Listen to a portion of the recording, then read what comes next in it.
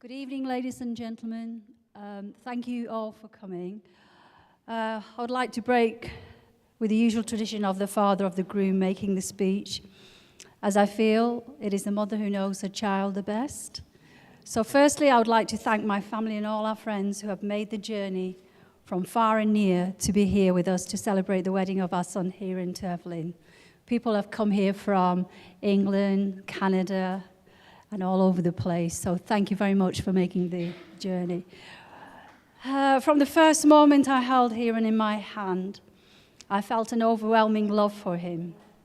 Hiran has always been a serious child, and at times it was hard to tell him apart from my own father. For a while, he was certain he wanted to be Indiana Jones, and then developed a thirst for all things dinosaur.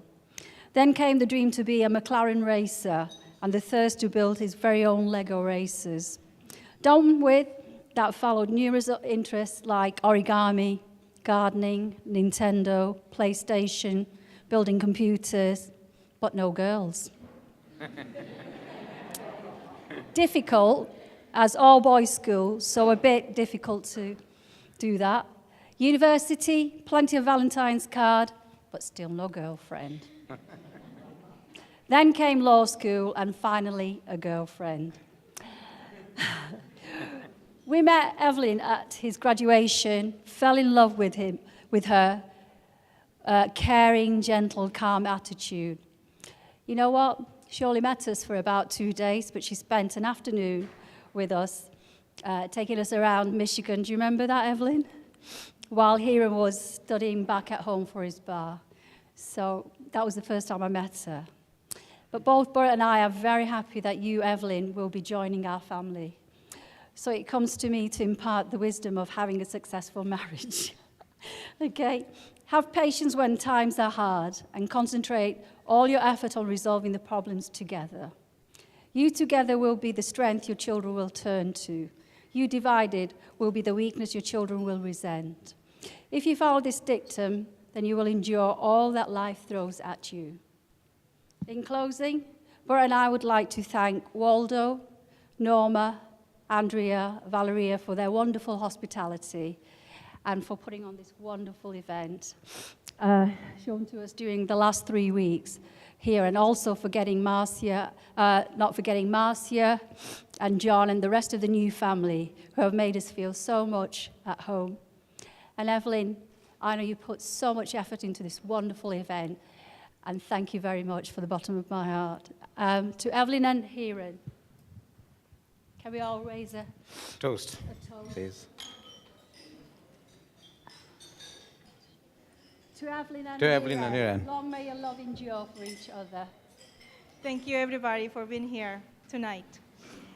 My dearest daughter, and writing this speech, we thought a lot about how much we are going to miss you when you leave. But we try to set these thoughts aside because all we want is for you is to be happy. We are grateful to God for having given us all this time with you. Thank you, my dear daughter, for giving us so much happiness. We are so proud of all of your success. We know it was not easy finally reaching your goals, but you did it, our lawyer.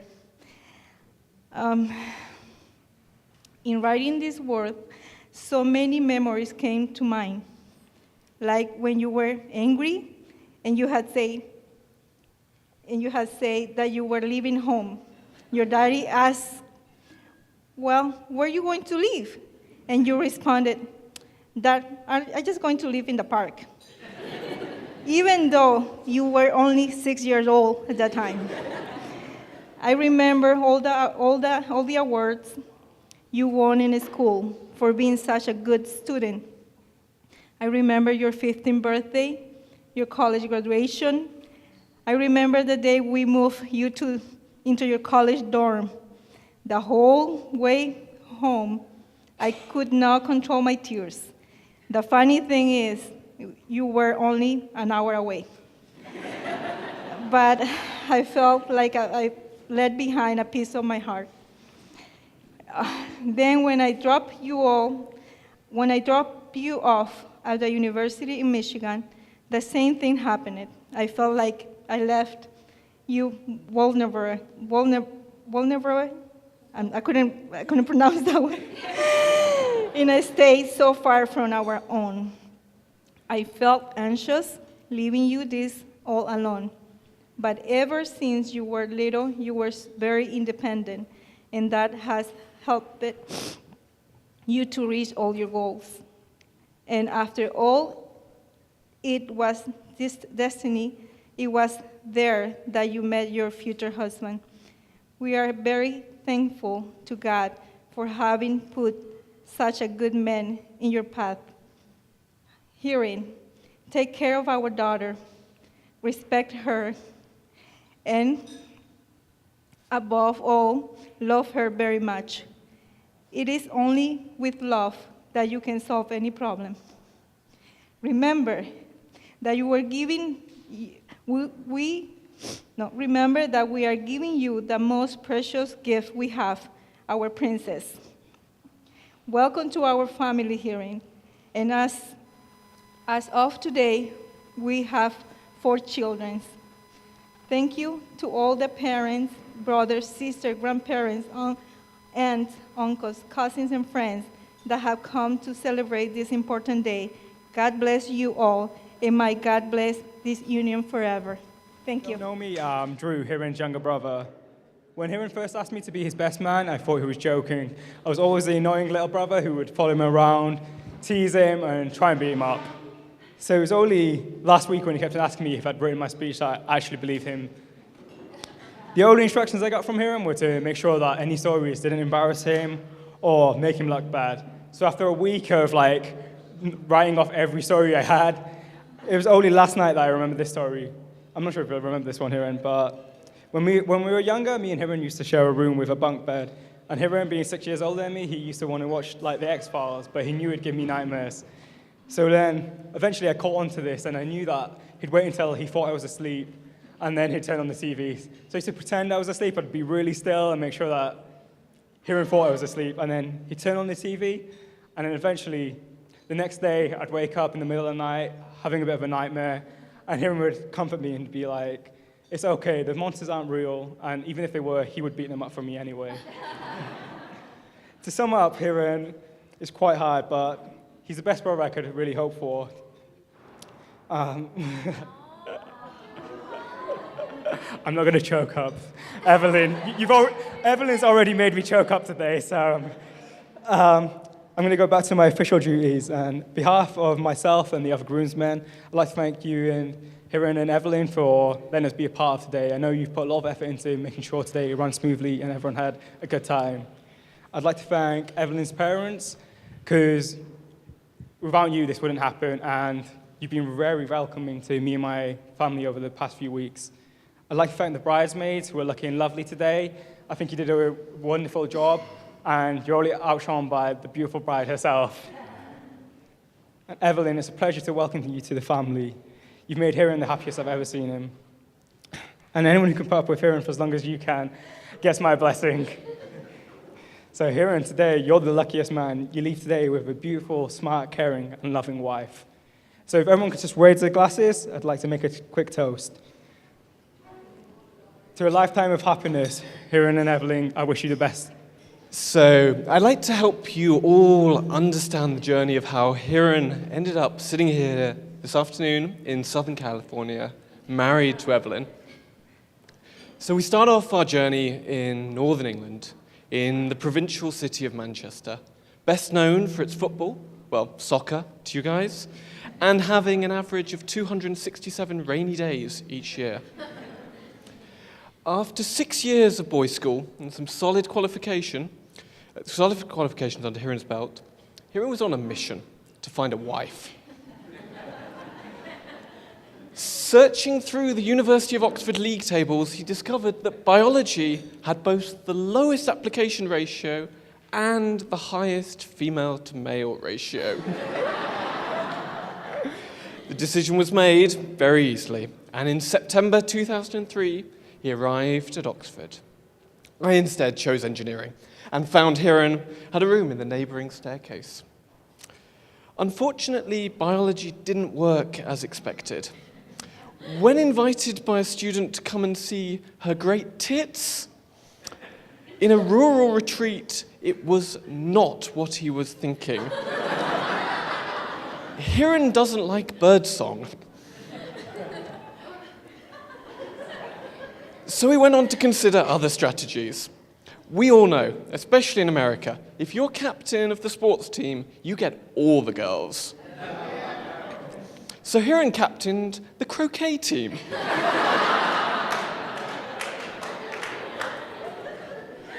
The college did have their best year on record.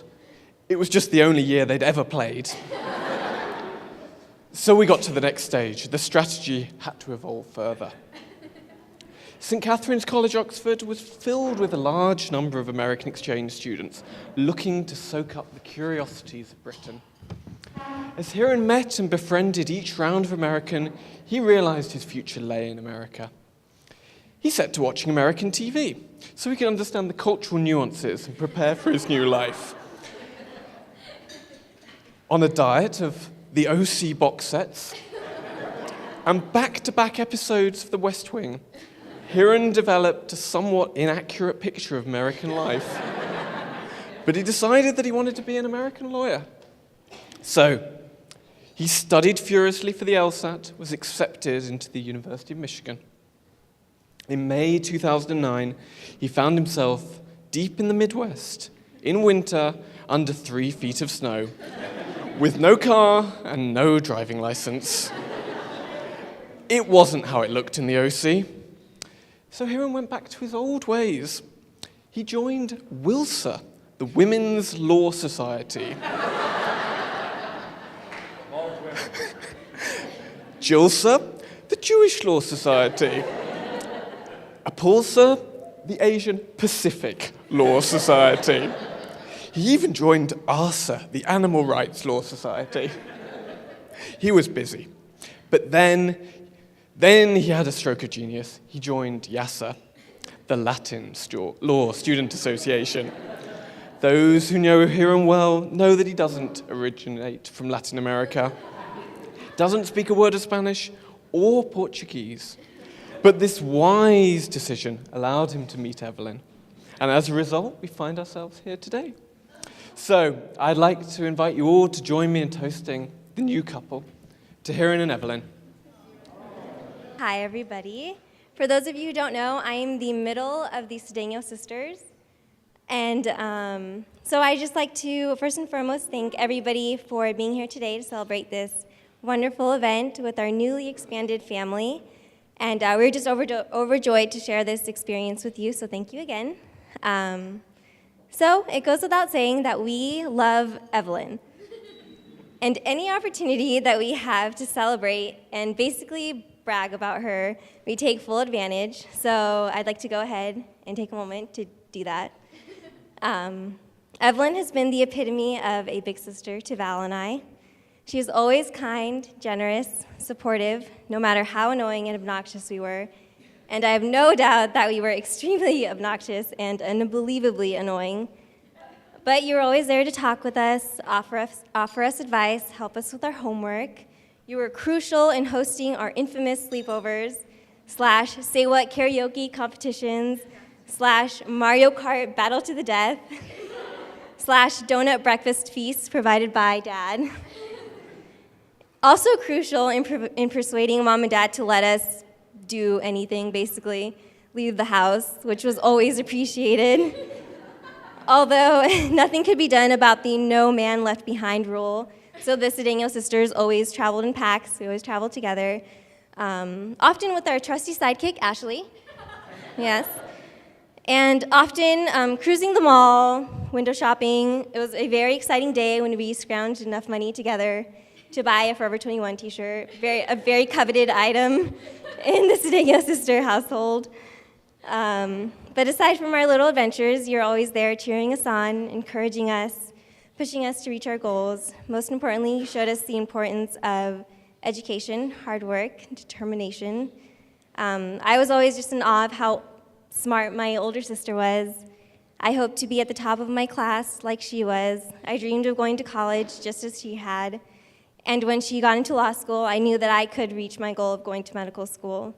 You have and continue to be such an inspiration, and I am so grateful to have such a wonderful, intelligent, compassionate sister. You truly deserve all the success that you've had and all the wonderful things you will definitely have in your future. And herein, the man now responsible for said wonderful things in your future. I was actually the first person in our family to meet Hiren when I was in Michigan for my medical school interviews. I had always wondered who Evelyn would end up with. We kind of often discussed it. He had to be someone equally as charismatic as she was, just as opinionated as her, someone who was outgoing, someone intelligent, someone who would dare to disagree with her, which nobody dared to disagree with Evelyn, and someone who actually stood a chance to win an argument or two, and sometimes you do win. So, yeah, sometimes Evelyn backs down. It's hard to believe, but she does. Eventually, sometimes, okay. But, and sure enough, there he was, that someone towering over us on that cold fall Michigan day. After spending just one day with both of you, it was clear that Evelyn had met her match. And to reinforce the fact, Hiren actually took me out to dinner. He took me out to dinner, paid for everything, sandwiches, I believe, if I remember correctly. Very classy. Keeping it classy. He took care of the bill after I forgot my wallet, which I tend to do sometimes.